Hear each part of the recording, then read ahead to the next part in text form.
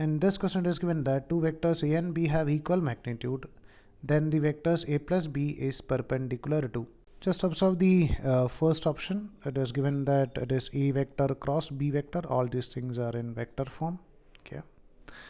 So A cross B. So if you are considering a vector A vector and the another vector taken as B vector. And if you are going for addition of these two vectors, so we know that the resultant vector will be somewhere over here, or it will be in the plane of A vector and B vector.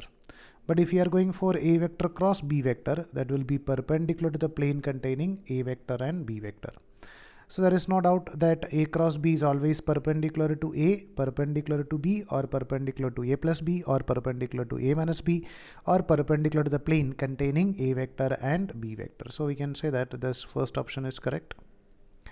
Like that, if you are observing the second option, means our aim is to check it whether A vector plus B vector, is it perpendicular to A vector minus B vector. For that purpose, we can find out the dot product of these two vectors.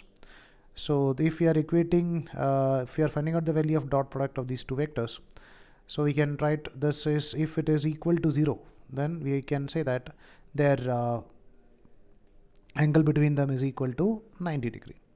So if you are finding out their dot product, we can write this is A vector dot A vector plus, over here it is minus of A vector dot B vector. So we can write minus of A dot B plus B vector dot A vector, or A vector dot B vector, both are same, minus B dot B, that is equal to, take it as B vector dot B vector. This should be equal to 0 if A plus B is perpendicular to A minus B. So A dot A means A into cos 0. Cos 0 is 1. So that is going to be A square. Now we can observe that this minus of A dot B and plus A dot B will get cancelled. And the remaining term is minus of B square, B dot B, that is B into cos 0. So we can write that is equal to B square. So A square minus B square should be equal to 0, which is possible when this A square is equal to B square, or when the value of A is equal to B.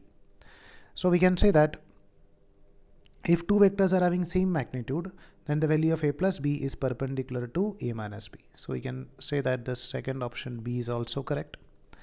And the third option, it is given as 3A minus 3B. 3A minus 3B is also parallel to A minus B, because we know that this 3 times of A minus B is always parallel to A minus B, or this is nothing but 3A minus 3B. So we can say that this is also 3A minus 3B is parallel to A minus B, and A minus B is perpendicular to A plus B. So this is also perpendicular to A minus B. That means all these options are correct. So remember that not only A cross B, that A minus B and 3A minus 3B all are perpendicular to A plus B.